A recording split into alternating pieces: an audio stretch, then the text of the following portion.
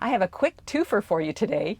First, I'm going to update you on my latest bedding change, and then I'm going to show you my installation of the new bathroom faucet. If it seems I'm a little obsessed with bedding, it's because bedding takes up more space in our van than anything else. Between the pillows, the comforter, any kind of covers on the bed itself, it just takes up a lot of space. And then the other thing is making the bed can be a hassle.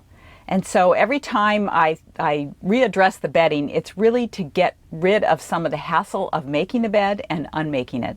I mean, that's why so many van dwellers like a fixed platform bed.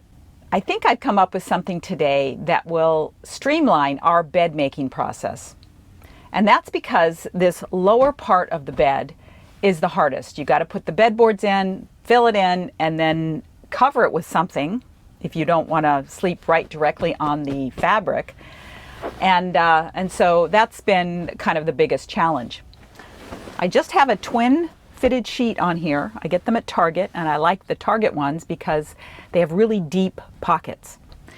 So that's the twin sheet, and I usually leave that on 24/7. I only take it off to wash it when we're on a trip. And then the bedding that we use, and for those of you who've been watching for a while, you know that John is really tall. He's 6'5". I'm 5'6". He does not want to sleep in a sleeping bag, and we don't like being kind of encased in anything because we sleep at different temperatures. So we just use a duvet cover that has a comforter inside of it. So a viewer sent me an idea, and I wish I could remember what his idea was, but sometimes I just hear something and it kind of sparks something else.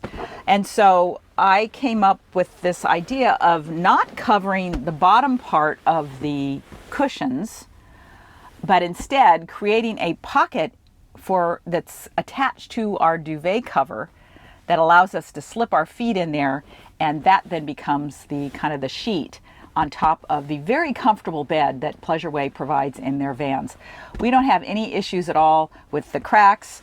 The fabric is nice. It's just a really soft, comfortable bed. So that's not our problem. If you have an uncomfortable bed and have to put a topper on it, that's a different matter. So all I did was, and you can make these out of basically three queen size sheets. The queen size is 80 by 80. And this bed is actually more of a king size width, but it's short. So these things are always odd dimensions.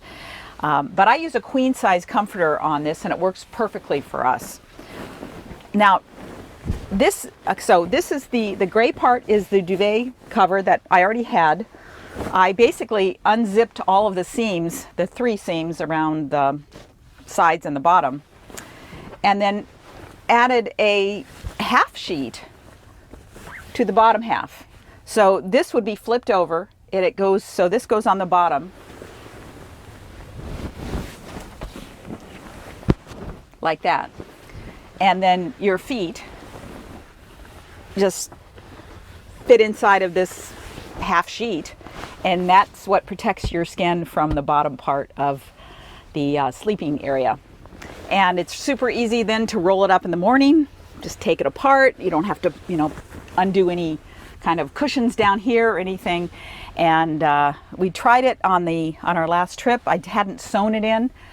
I had actually created like a pillowcase thing and slipped it on, and so I liked it enough that I've gone ahead and sewn this in, and we'll continue to give it a try this summer on our trip.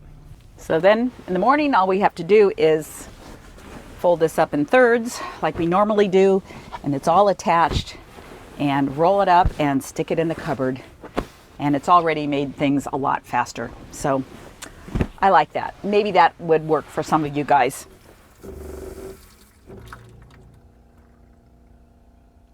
Next up is our bathroom faucet, and I have to thank so many of you who had suggested this. I had forgotten that about over a year ago, I met Lori Baker, who is now the secretary of the West Coast Pleasureway group, and she had shown me that she had done this in her bathroom, and I just completely forgot.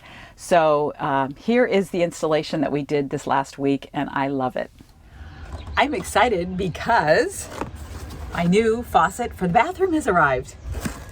So I want to thank everybody who chimed in and told me what I needed to make this work. I didn't realize there was an attachment that you could put on the end of these faucets that would turn it from, well, that would allow you to screw into the shower hose.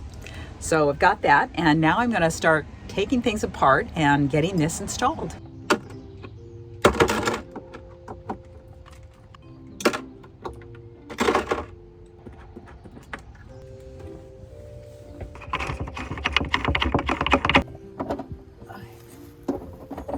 Okay, I got it, I think.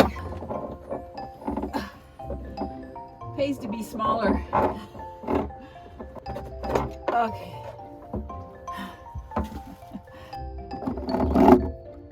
I don't know if Teflon tape should be applied to these, but John suggested I do it just in case to make it easier to take them off down the road. But I wanted to show people the proper way to apply Teflon tape, because I see people do it the wrong way, or I see people do it the harder way all the time. You do it so it's coming off the roll this way, I guess, like John, that mullet style. So you put it on like this, and then when you pull it this way, you're adding tension to it like that. And the great thing is that when you want to stop, you want the tape to be cut, you just pull it and you're there. And of course you do it clockwise. So here, I'll do the other one. Like that. Around this way. And then pull it and it rips right off. Now, what I see people do all the time is their tendency is to do it this way. And that's much harder. So there you go. That's your tip for the day? That's your tip for the day. All right, it's the phrase that pays. Yeah, okay, now let's see what happens here. We'll put these suckers on. If I can get down there in that weird position. Oh man, this is tiny. That one. She's added a packing blank to the padding. It's rugged in there. Oh, it is. If you have like a 12-year-old, they should be able to fit in here. So, got them both connected. And then I guess you gotta pull this down and tighten it down. This will be easier to clean, John. Now we're gonna do a leak test. Smoke test. A smoke test. Whoa, look at that. Look at that. You can see how... That's nice. Oh, that's so nice. I don't see any leaks under there. You feel any? I don't feel any leaks. And even if it leaks, it goes into the shower pan. Okay, now the next step is to put this adapter thing on there. So you unscrew this. The problem with Teflon tape on here is it's going to look a little ugly. I don't even know if it's necessary. So do I when I wake up in the morning. Okay. There we go. Now we screw this on. People might want to know, why do I know so much about Teflon tape? It's because John is, when he goes out weeding, or if he gets a shovel in his hands, he's like what do they call those? A divining rod. He's a divining rod for my sprinkler system. And so I'm always having to fix sprinkler leaks. So if you need a divining rod, John's the guy. I'll find that line. He will, and I will fix it. It's a gift. Yes. Quite talented. You know what else is neat about this is that it's a positive.